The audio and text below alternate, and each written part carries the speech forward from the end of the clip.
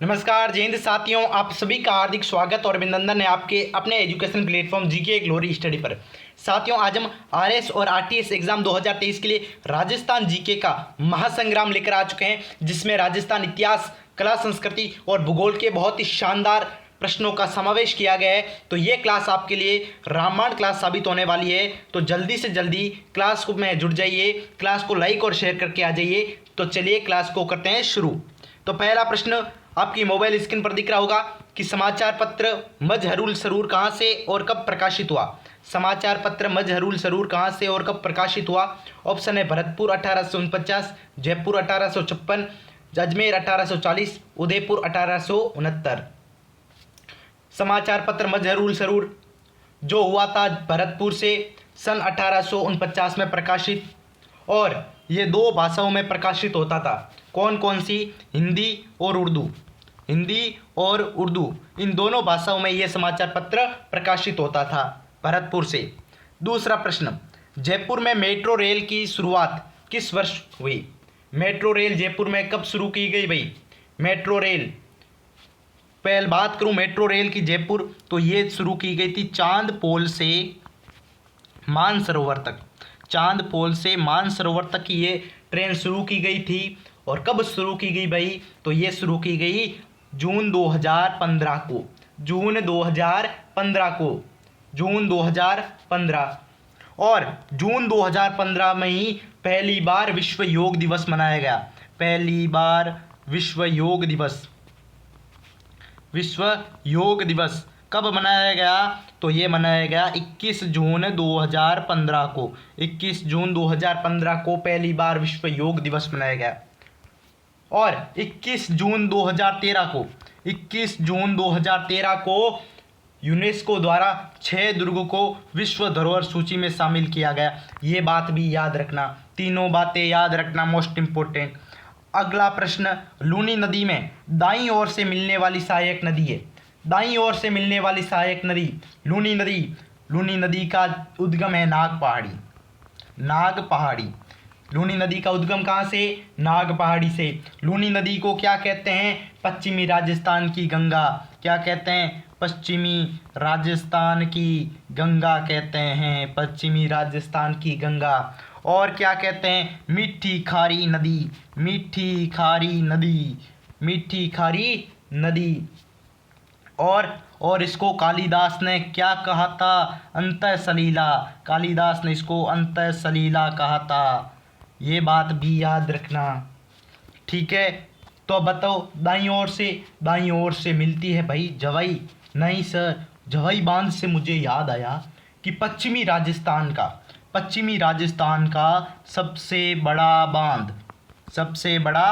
बांध पश्चिमी राजस्थान का मारवाड़ का अमृत सरोवर किसको कहते हैं? जवाई बांध को कहते हैं। तो हमारे प्रश्न का उत्तर हो जाएगा जोजड़ी नदी, जो लूनी नदी में दाईं ओर से मिलती है। लूनी नदी में दाईं ओर से मिलती है, वो है जोजड़ी नदी। अगला प्रश्न, रामदेव जी के संबंध में कौन सा कथन असत्य है? कौन सा कथन असत्य है भाई रामदेव जी के संबंध में? बताओ। कि रामदेव जी का प्रमुख ग्रंथ जोग चिंतामणि था? बिल्कुल नहीं था। कामड़िया पंथ की स्थापना की? बिल्कुल सही है ये। शुद्धि आंदोलन चलाई? ये भी सही है। एकमात्र लोक देवता जो कवि थे? ये भी सही है। रामदेव जी जिनका जन्म हुआ था उंडू कश्मीर में, शिव तहसील के उंडू कश्मीर गांव में जन्म हुआ था। माता मेणा देव, पिता अजमाल जी। विवाह इनका हुआ था नेतल देव के साथ, जो अमरकोट के दलजी सोडा की पुत्री थी। रामदेव जी जिन्हें सांप्रदायिक सद्भावना के प्रतीक के रूप में पूजा जाता है, श्री कृष्ण के अवतार। और इनका प्रमुख ग्रंथ जोग चिंतामणि नहीं था, प्रमुख ग्रंथ था 24 वाणियाँ इनका प्रमुख ग्रंथ था रामदेव जी का। और एकमात्र लोक देवता जो कवि थे, एकमात्र लोक देवता जिन्हें हिंदू और मुसलमान दोनों संप्रदाय पूजते हैं। चलिए भाई, अगला प्रश्न, निम्न में से कौन से जिले 2 राज्यों से सीमा बनाते हैं? निम्न में से कौन से जिले 2 राज्यों से सीमा बनाते हैं? भरतपुर, हनुमानगढ़, प्रतापगढ़, अलवर। देखो, हनुमानगढ़ जो सीमा बनाता है किससे? हरियाणा से और पंजाब से। हनुमानगढ़ हरियाणा और पंजाब से सीमा बनाता है। फिर भरतपुर सीमा बनाता है हरियाणा और यूपी से। ठीक है, और भरतपुर की जगह अब तो डीग भी हो गया है। तो चलिए, ये दोनों जिले सीमा बनाते हैं, तो ऑप्शन 1 2 होना चाहिए। ये रहा सी, 1 और 2 सही है।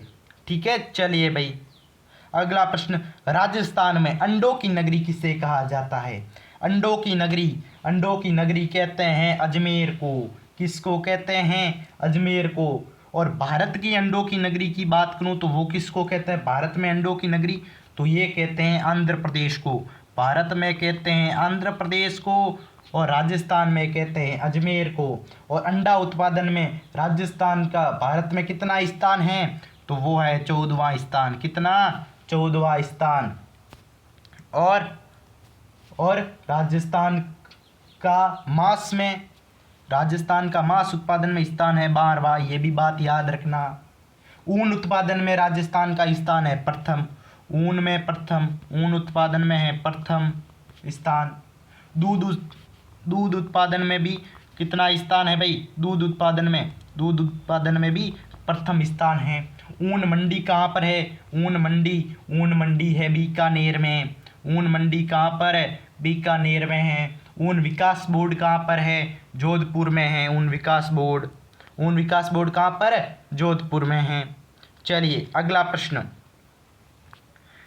निम्न में से कांठल का ताजमहल किसे कहा जाता है? कांठल का ताजमहल किसे कहते हैं भाई? कांठल का ताजमहल जसवंत थड़ा जिसको कहते हैं राजस्थान का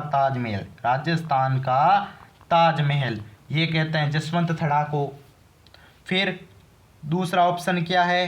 काका जी की दरगाह। बिल्कुल, जिसका भी आ रहा है काका जी की दरगाह, बहुत ही शानदार, वेरी गुड।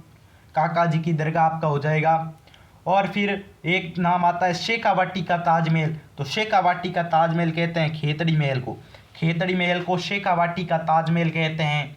हाड़ौती का ताजमहल कहते हैं अबली मीणी का महल, हाड़ौती का ताजमहल। ठीक है, चलिए अगला प्रश्न, देसी रियासत जो 25 मार्च 1948 को गठित संयुक्त राजस्थान का हिस्सा नहीं थी, कौन सी है भाई देसी रियासत? वो है Udaipur. Option number C, Udaipur. ठीक है, और 25 मार्च 1948 तक देसी रियासत बूंदी, प्रतापगढ़ और शाहपुरा ये तीनों संयुक्त राजस्थान में शामिल थी। अगला प्रश्न क्या कहता है अपने को कि विश्व की सबसे बड़ी तोप जय बाण का निर्माण किसके द्वारा करवाया? जय बाण तोप जो जयगढ़ दुर्ग में रखी गई है, किसने निर्माण करवाया था? सवाई जय सिंह द्वितीय ने इसका निर्माण करवाया। निम्न में से कौन से लोक नृत्य को लोक नाट्यों का मेरु नाट्य कहा जाता है? लोक नाट्यों का मेरु नाट्य ये किसको कहते हैं भाई? बताओ तो ये भाई बताओ जल्दी कमेंट करो। तो ये कहते हैं गवरी नृत्य। बिल्कुल सही, ऑप्शन नंबर ए गवरी नृत्य हो जाएगा। मेवाड़ के भीलों द्वारा किया जाने वाला प्रमुख नृत्य गवरी नृत्य सावन भादो के माह में 40 दिन तक किया जाता है। कितने दिनों तक? 40 दिनों तक ये नृत्य किया जाता है, जो शुरू होता है श्रावण पूर्णिमा से ये शुरू होता है और आश्विन शुक्ल नवमी तक चलता है। इसके वाद्य यंत्रों की बात करूं तो मांदल और थाली इसके प्रमुख वाद्य यंत्र है। ठीक है, चलिए भाई अगला प्रश्न, स्वामी गोपाल दास द्वारा 1907 ईस्वी में सर्वहितकारिणी सभा की स्थापना राजस्थान के किस जिले से संबंधित है? सर्वहितकारिणी सभा गोपाल दास ने कहाँ पर की थी? तो ये की थी चूरू में। Option number D, Churu. कहाँ पर है? चूरू में। और स्वामी गोपाल दास ने ही हरिजन शिक्षा के लिए कबीर पाठशाला की स्थापना भी की थी। कबीर पाठशाला की स्थापना किसने की? स्वामी गोपाल दास ने की। कहाँ पर की थी? चूरू में की थी। कहाँ पर है? चूरू में। अगला प्रश्न, राजस्थान में लाल पत्थर की मूर्ति कला कहाँ की प्रसिद्ध है? लाल पत्थर की मूर्ति कला ये है अलवर के थानागाजी की, अलवर के थानागाजी की प्रसिद्ध है लाल पत्थर की मूर्ति कला। और केवल लाल पत्थर होता तो केवल लाल पत्थर धौलपुर में, लाल पत्थर धौलपुर में, और लाल पत्थर की मूर्ति कला थानागाजी अलवर में। चलिए अगला प्रश्न, टोटी आभूषण शरीर के किस हिस्से में पहना जाता है? टोटी आभूषण, टोटी आभूषण ये कान में पहना जाता है, कान में, कान के आभूषण, कर्णफूल, अंगूठिया, लिख दूं चलो, कर्णफूल, अंगूठिया, अंगूठिया, और कौन सा, और है झेला, लटकन, ये कान के आभूषण हैं। ठीक है, और पुरुषों के, ये तो महिलाओं के हो गए, पुरुषों के कान के आभूषण कौन कौन से हैं? मुर्किया, लौंग, झाले, झेलकड़ी, ये पुरुषों के हैं। ठीक है, फिर बात करूं नाक के आभूषण की, नाक के आभूषण बताओ भाई। नाक में तो नथ पहनते हैं, नथ, बेसर, नथ, बेसर, बुलाक, बेसर, बुलाक, और कौन सा बताओ भाई? और है कांटा, चौप, कांटा, चौप, भंवरिया, भंवरिया, और चूनी, ये सब नाक में पहनते हैं। फिर हाथों के आभूषण, हाथों के आभूषण कौन कौन से भाई बताओ? हाथों के आभूषण, हाथ में तो कड़ा, कंकण, कड़ा, कंकण है, फिर मोकड़ी है, कातरिया है, मोगरी है, चांट है, गजरा है, गोखरू है, ये सभी हाथों में पहनते हैं। और सिर में पहने जाने वाले आभूषण है बोरला, रखड़ी, शीशफूल, टीकड़ा, ये सब सिर में पहनते हैं। अगला प्रश्न कि राजस्थान के रीति रिवाजों में आणो क्या है? आणो, आणो क्या है भाई राजस्थान के रीति रिवाजों में? आणो बताओ, ये तो भाई सबको आना चाहिए भाई। आणो, आणो क्या है? तो आणो विवाह के पश्चात जब दुल्हन को दूसरी बार ससुराल भेजते हैं उसको आणो कहते हैं। कहाँ पर है, कहाँ पर है? ये रहा ऑप्शन नंबर बी, विवाह के पश्चात दुल्हन को दूसरी बार ससुराल भेजना। ठीक है, चलिए, पूर्वी मैदानी प्रदेश राजस्थान के लगभग कितने प्रतिशत भूभाग पर फैला है? पूर्वी मैदानी प्रदेश ये राजस्थान के कितने भूभाग पर फैला है भाई बताओ? पूर्वी मैदानी प्रदेश यहाँ पर 39% जनसंख्या निवास करती है। कितनी? 39% जनसंख्या निवास करती है। यहाँ की मिट्टी है, मिट्टी कौन सी है? यहाँ की मिट्टी है जलोढ़ मिट्टी। कौन सी मिट्टी? जलोढ़ मिट्टी है यहाँ की। और इसकी जो ढाल है पूर्वी मैदानी प्रदेश की, ये ढाल किस तरफ है? तो ये ढाल है पूर्व की ओर। किस तरफ है? पूर्व की ओर, पूर्व की ओर ये ढाल है, और अरावली के पूर्व में स्थित है। पूर्वी मैदानी प्रदेश अरावली के पूर्व में स्थित है। ठीक है, तो बताओ भाई कितने प्रतिशत भूभाग पर फैला है? तो ये 23% भूभाग पर फैला है। कितने? 23% भूभाग पर फैला है। निम्न में से कौन सा राजस्थान का तेल क्षेत्र नहीं है? राजस्थान का तेल क्षेत्र नहीं है। ऐश्वर्या, मंगला, सरस्वती, गंगा, कौन सा नहीं? गंगा नहीं है। राजस्थान के तेल क्षेत्र बाड़मेर, सांचौर बेसिन के कौन कौन से?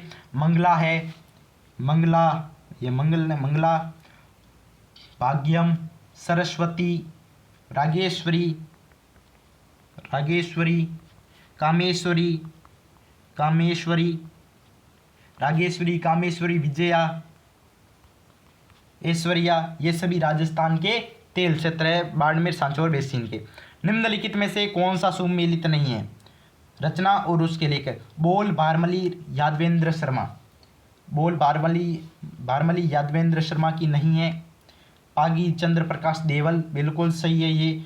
कोडमदेव मेघराज मुकुल, ये भी सही है। पग फेरो मणि मधुकर, ये भी सही है।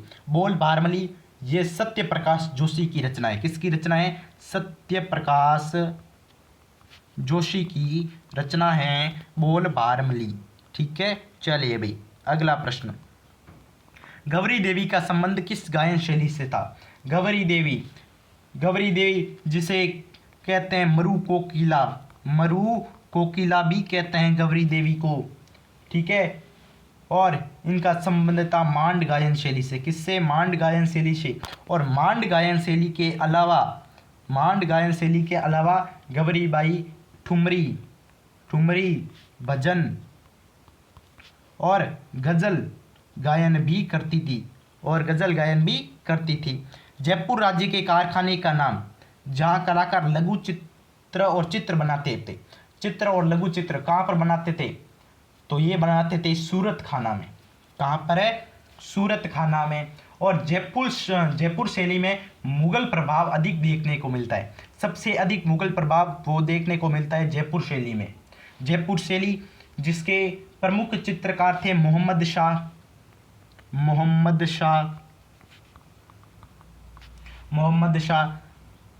फिर मोहम्मद शाह साहिब राम, और कौन थे, शालिग्राम,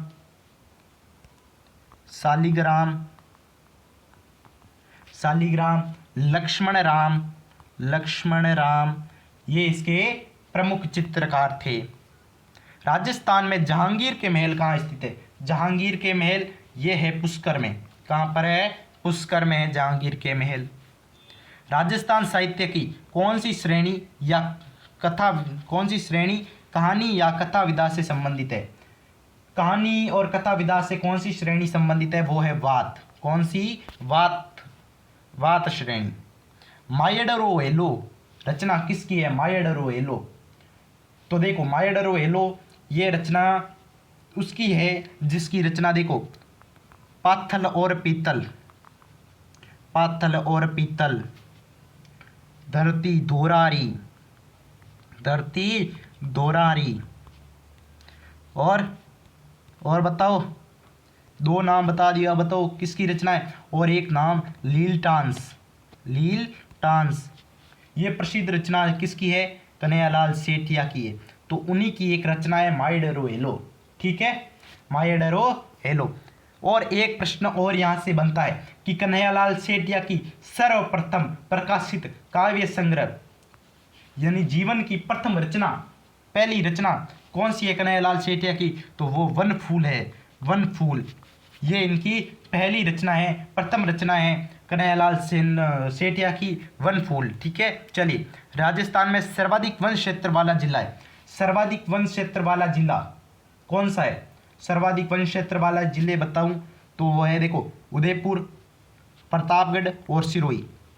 उदयपुर, प्रतापगढ़ और सिरोही ये तीनों सर्वाधिक वन क्षेत्र वाले जिले हैं। लेकिन सर्वाधिक इन तीनों में से जो सर्वाधिक है वो है उदयपुर, 23.51%। ठीक है, चलिए भाई अगला प्रश्न। छप्पन का मैदान राजस्थान के किस भाग में स्थित है, छप्पन का मैदान भाई, छप्पन का मैदान जो कि राजस्थान के दक्षिणी भाग में स्थित है, राजस्थान के दक्षिणी भाग में स्थित है। और ये किस नदी बेसिन पर है भाई, ये बताओ मुझे। छप्पन का मैदान ये किस नदी बेसिन पर स्थित है, तो ये माही बेसिन पर स्थित है। कौन सी नदी बेसिन पर, माही नदी बेसिन पर छप्पन का मैदान स्थित है। गोगा जी का मेला कब भरता है, गोगा जी का मेला कब भरता है भाई, भाद्रपद कृष्ण नवमी। कहाँ पर है, ऑप्शन नंबर पहला भाद्रपद कृष्ण नवमी को भरता है। घोगा मेड़ी नोहर हनुमानगढ़ में भरता है, घोगा मेड़ी में भरता है। ठीक है, और घोगा जी की ओल्डी, घोगा जी की ओल्डी कहाँ पर है, घोगा जी की ओल्डी, तो घोगा जी की जो ओल्डी है वो है सांचौर में। कहाँ पर है भाई, सांचौर में किलोरियो की ढाणी, सांचौर में है घोगा जी की ओल्डी, किलोरियो की ढाणी सांचौर में। राजस्थान के किन जिलों में वालरा कृषि की अधिकता है, वालरा कृषि की अधिकता कहाँ पर है, वालरा कृषि जिसको कहते हैं स्थानांतरित कृषि, क्या कहते हैं इसको, स्थानांतरित कृषि भी कहते हैं वालरा कृषि को। तो इसकी जो कहाँ पर पाई वालरा कृषि कहाँ की जाती है भाई, तो ये की जाती है सिरोही और उदयपुर में, सिरोही और उदयपुर में। बहुत अच्छे, वेरी गुड। जैन समुदाय द्वारा पर्युषण पर्व किस माह में मनाया जाता है, पर्युषण पर्व जैन समुदाय द्वारा किस माह में मनाया जाता है, तो ये भाद्रपद माह में मनाया जाता है, भाद्रपद माह में मनाया जाता है। राजस्थान में त्योहारों की शुरुआत श्रावण तीज से होती है और अंत किससे होता है भाई, शुरुआत तो श्रावण तीज से होती है और अंत किससे होता है, वो ये कहावत है ना कि तीज त्योहारा बावड़ी ले डूबी गणगौर। तो शुरुआत तो होती है तीज से और अंत होता है गणगौर से। कहाँ पर है ये रही गणगौर, कब गणगौर से अंत होता, तीज त्योहारा बावड़ी ले डूबी गणगौर। ठीक है चलिए, क्रांतिकारी जिसे महंत प्यारेलाल हत्याकांड में सजा मिली थी, प्यारेलाल हत्याकांड में किसे सजा मिली थी, तो वो मिली थी केसरी सिंह भारत को। केसरी सिंह भारत जिनकी एक प्रसिद्ध रचना थी चेतावनी रा चुंगटिया, चेतावनी रा चुंगटिया, ये किसकी रचना थी, केसरी सिंह भारत की रचना थी। और 1903 में ये रचना इन्होंने लिखी, किसके लिए, राणा फतेह सिंह के लिए, उन्हें दिल्ली दरबार में भाग लेने से रोकने के लिए इन्होंने ये रचना लिखी थी। 13 सोरठे में ये रचना इन्होंने लिखी थी। निम्न में से कौन सा चित्रकार अलवर शैली के चित्रकला से संबंधित है, नहीं है, अलवर शैली से संबंधित नहीं है। कौन सा चित्रकार है भाई, बताओ बताओ भाई। जमुना दास, बिल्कुल है, ये तो है जमुना दास। बक्साराम भी है, नानक राम नहीं है, नंदराम ये भी है। नानक राम जो कि किशनगढ़ शैली के, नानक राम किशनगढ़ शैली के चित्रकार है, किशनगढ़ शैली के चित्रकार है। और अलवर शैली जो जयपुर शैली की मिश्रित शैली है, जयपुर शैली की मिश्रित शैली अलवर शैली है। और जिसके जो प्रसिद्ध चित्रकार है थे वो है गुलाम अली, जमुना दास, बलदेव, शालिग्राम और छोटेलाल, नंदराम, बक्साराम, ये सभी इसके प्रसिद्ध चित्रकार है अलवर शैली के। 2011 की जनगणना के अनुसार राजस्थान के किन जिलों में अनुसूचित जनजाति की जनसंख्या का प्रतिशत उनकी कुल जनसंख्या में न्यूनतम है, तो ये भाई उनकी कुल जनसंख्या न्यूनतम है, ये कहाँ का है भाई, तो ये है बीकानेर और नागौर, बीकानेर और नागौर। अब बात करूं कि अनुसूचित जनजाति की जनसंख्या की दृष्टि से, अनुसूचित जनजाति की जनसंख्या की दृष्टि से राजस्थान का भारत में कितना स्थान है, तो राजस्थान का भारत में स्थान है 5वां।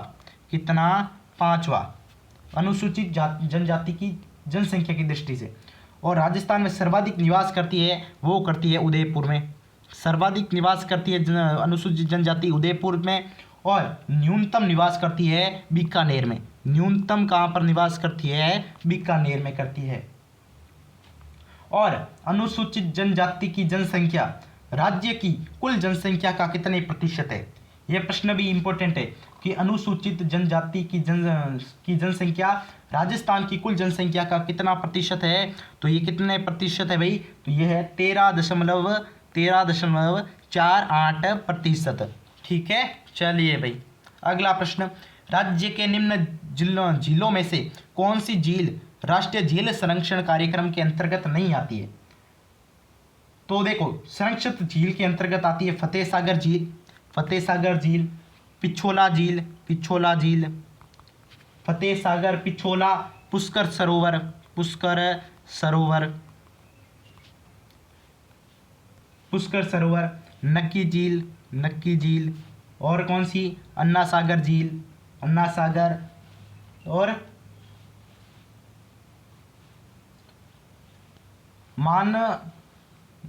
मानसरोवर झील। ठीक है ये आती है। तो अब कौन सी नहीं आती है, तो स्वरूप सागर झील ये नहीं आती है, स्वरूप सागर झील झील संरक्षण कार्यक्रम के अंतर्गत नहीं आती है। चलिए, निम्न में से सुमेलित नहीं है, पंचकुंडा की छतरी जोधपुर में है, सही है। गेटोर की छतरी जयपुर में है, ये भी सही है। केसरबाग की छतरी अलवर में है, ये सही नहीं है। बड़ा बाग की छतरियाँ जैसलमेर में है, ये भी सही है। केसरबाग की छतरी, केसरबाग की छतरी कहाँ पर है भाई, केसरबाग की छतरी, केसरबाग की छतरी है बूंदी में, कहाँ पर है, बूंदी में है केसरबाग की छतरी। और कौन सी है बूंदी में, 84 खंभों की छतरी, 84 खंभों की छतरी ये भी बूंदी में है।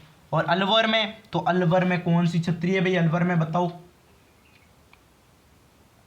अलवर में है नेड़ा की छतरी, अलवर में है नेड़ा की छतरी, किसकी, नेड़ा की छतरी अलवर में है, नेड़ा की छतरी अलवर में है। ठीक है चलिए, चीनी यात्री जिसने भीनमाल की यात्रा की थी, भीनमाल की यात्रा कौन से चीनी यात्री ने की थी, तो वो था हेनसांग। कौन था, हेनसांग।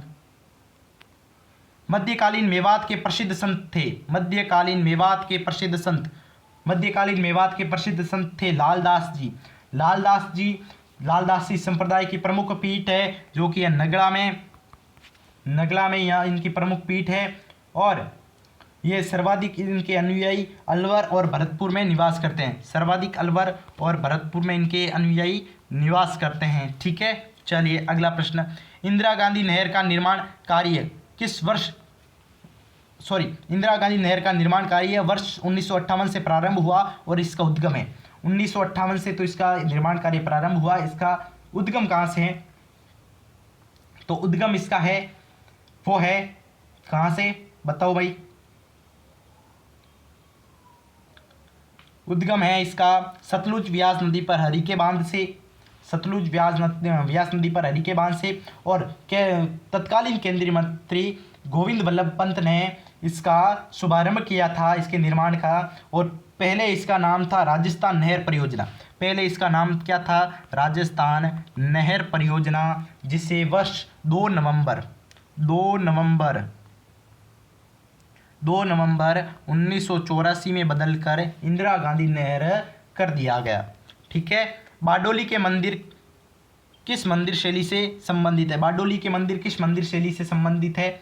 तो ये बेसर मंदिर शैली से संबंधित है, बेसर। ठीक है, बेसर से। जय सिंह सूरी लेखक थे। जय सिंह सूरी ये लेखक किसके थे? अमीर रासो के? नहीं, अमीर रासो के तो सारंगधर थे। कौन थे? सारंगधर। अमीर रासो के लेखक सारंगधर थे।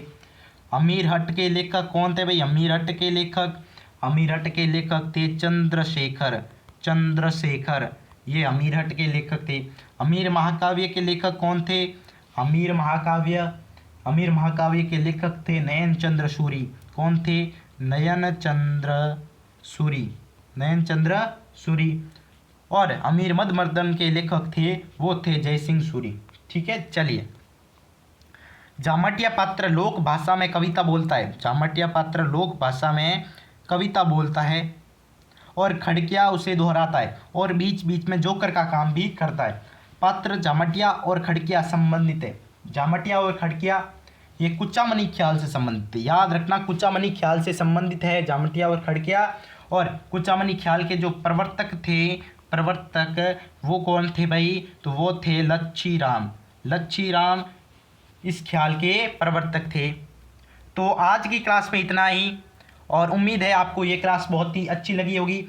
और इस क्लास से प्रश्न आने की संभावना भी है। और आपको आपके एग्ज़ाम के लिए ऑल द बेस्ट। पूरे जीके ग्लोरी स्टडी टीम की ओर से आपको बहुत बहुत ऑल द बेस्ट। और आपको एग्ज़ाम अच्छे से देना है। सभी अपने एडमिट कार्ड, 2 फोटो सब साथ में लेकर जाना है। ठीक है, और अच्छे से ध्यान एकत्रित करके एग्ज़ाम में बैठना है। ठीक है, और ऑल द बेस्ट फिर से। Thank you. जय हिंद, जय भारत। चैनल को अभी तक सब्सक्राइब नहीं किया तो जल्दी से जल्दी सब्सक्राइब कर लीजिए। Thank you. जय हिंद, थैंक यू।